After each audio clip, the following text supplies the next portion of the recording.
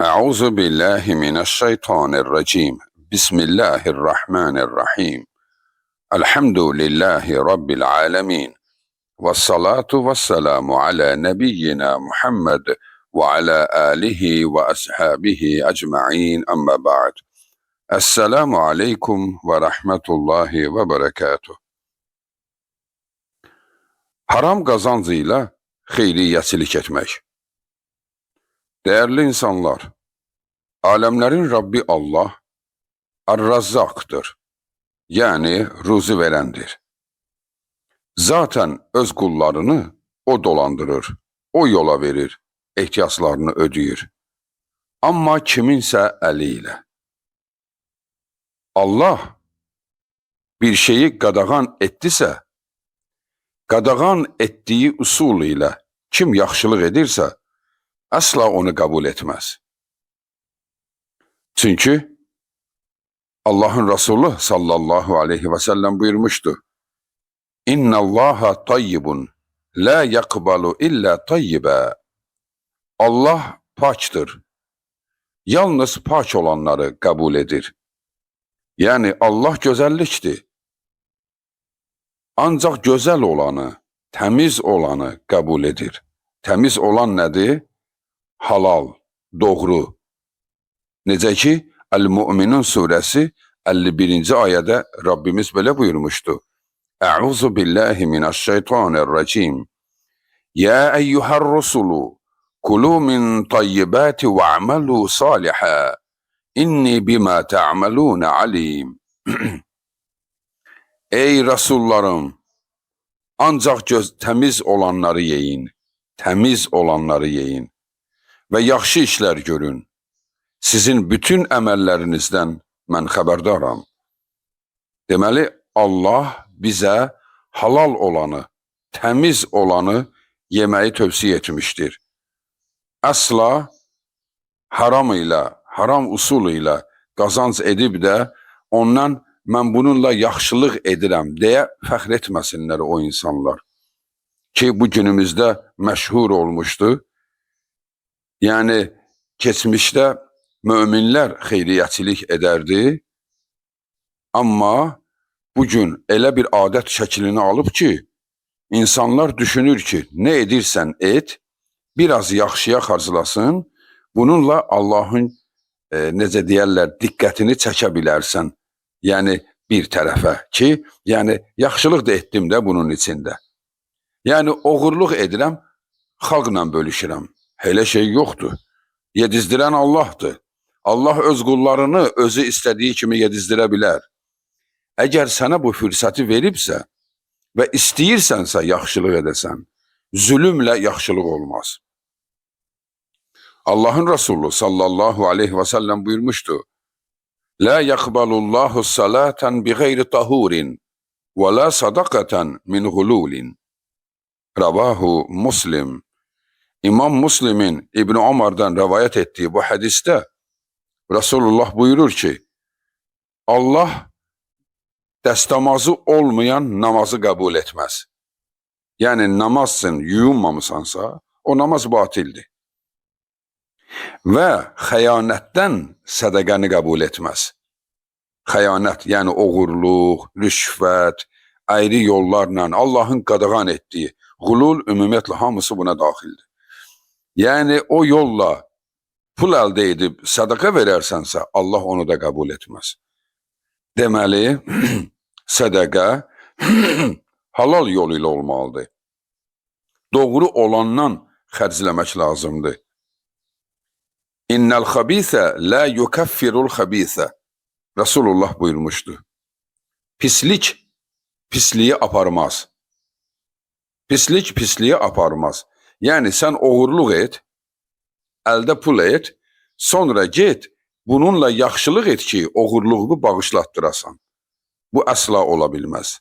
Necə ki, xristiyanlarda kim oğurluq edibsə və yaxud da zina edibsə, hansıysa bir günahı edibsə, gəlir kilisəyə, kilisədə gizli otağa girir, güya o gizli otaqda onu heç kəs tanımadı, bilmirəm kimi ələ salırlar. Orada günahlarını etiraf edir. Rahib də əks tərəfdən ona qulaq asır və deyir ki, bəli, sən etiraf etdin, İsa da sənin bütün günahlarını öz üstünə çəkdi. Sən bağışlandın. Kilisəyə yardım et, bağışlandın. O da çıxanda kilisəyə biraz yardım edir, tərtəmiz, rahat gedir evinə. Mənim işim düzəldi. Allah isə öz kitabında deyir, onlar kimdirlər ki, onların nə səlahiyyəti vardır ki, Allahın haramını halal etsinlər. Yəni, mən qadağan etmişəm, sən deyirsən, əcəb etmişsən. Yəni, bunlar doğru deyil, dəyərli müsəlmanlar. Yaxşılıq edirsənsə, halalla et. Doğru yolla qazan, doğru yolla et. Günümüzdə əxlaqsız qadınlar, yəni artist, əksəriyyəti artist olanlar və yaxud da ki, rüşvət yeyən məmurlar, xalqın qanını sömürən insanlar və yaxud da ki, uyuşturucu satıb, anaları ağlar qoyan, övladları ağlar qoyanlar 3-5 nəfərə yaxşılıq eləyir və insanlar da onu barmaqla göstərirlər. Ey insanlar, heç vaxt haram yol ilə yaxşılıq edən insanı gözünüzdə ucaltmayın. Çünki o Allahın yanında alçaq və rəzil durumdadır. Tövbə etmədikcə. Allah isə belə yaxşılıqları əsla qəbul etmir. Allahın Resulü sallallahu aleyhi və səlləm buyurmuşdu. Mən kəsəbə mələn min haramin fə'ətəqə və vəsələ rahiməhu kənə zəlikə isran aleyhi. Kim haram bir pul qazanarsa və onunla yaxşılıq edərsə, onun orada heç bir payı yoxdur. Kiçik bir izdən başqa. Yəni, kiçik bir iz qaldı. Heç bir yaxşılığı yoxdur onun. Çünki haramdan qazanıb. Həmin qazanc ilə qul azad etsə, qohum əlaqələrini saxlasa, yəni bununla onun mükafatı yoxdur. İzi var, iz. O təfsirçilər də burada iz nədir? İz burada ola bilsin ki, bu yaxşılığı edərkən əli ilə, misal üçün, bazarlığı apardı, qoydu onun evində. Burada onun bir xidməti qaldı. Ona buradan bu şey qaldı. Və yaxud da ki, yoxsul ondan onu alanda sevindi. Bax, bu sevinç onun qəlbinə biraz fərəh gətirdi. Bu ona qalan bu olur. Allah yanında halal olsun sana ey qulum, sən nə gözəl insansan, xeyir. Necə ki, baxın, dəyərli insanlar, kafirlər bunu bizim qanımıza belə hopdurublar. Bizə bəzi oğruları qəhrəman etdiriblər. Koroğlu kimi, Nəbi kimi, onları bizlər adına mahnılar bəslənir, elə beləncəyə ancaq mahnı bəslənər. Amma əslində isə onlar oğru idi. Deyir ki, zəngindən alıb yoxsula verib. Məgər zəngindən almaq olar ki, zəngin də qazanıb da bunu. Bir usulla qazanıb. Haramdır, Allah bilər onun cəzasını. Haramdır, qanunla həll etmək lazımdır. Oğurlayıb da güya xalqa verir. Koroğlu 40 dənə dəlisi ilə yeyib, içib, şərab içirdilər. Zəngindən alırdılar. Yoxsullar da deyirdi, əcəb oldu. Hələ belənçi əladır onun üçün. Bunu qəhrəman etmişdi, əks tərəfi isə zalım.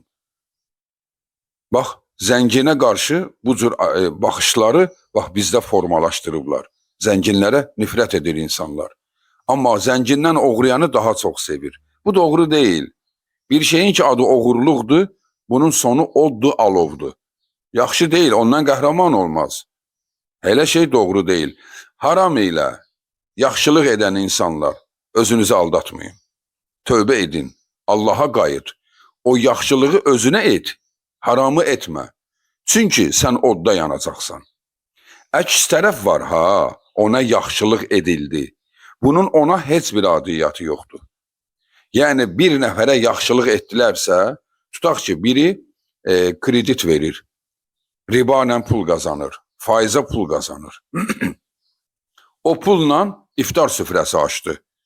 Nə bilim, qurban kəsdi, ətin verdi kiməsə və yaxud da pul şəklində yardım etdi. Yoxsula bunun hamı halaldır. Hamısı halaldır. Dəlil də budur ki, Yəhudilər kafirdir. və ta qədimidən riba veriblər, faizə veriblər.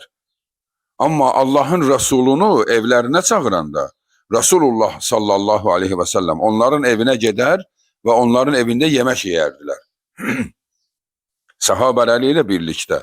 Halbuki o kafirdir, bütün qazancı da murdardır. Deməli, onun özünə adiyyatı var. Bu zərər onun özünədir. Verdiyinə deyil. Və ona görə də yəni kiməsə nəsə yardım edirlər, bəzən suallar gəlir, o namaz qılmır və yaxud da ki rüşvət alır və yaxud da ki uyuşturucu satır, şərab satır, mən ondan ala bilərəmmi? Sənə halaldır. Onun sənə adiyyatı yoxdur. Onun özünə isə bu qazanc haramdır.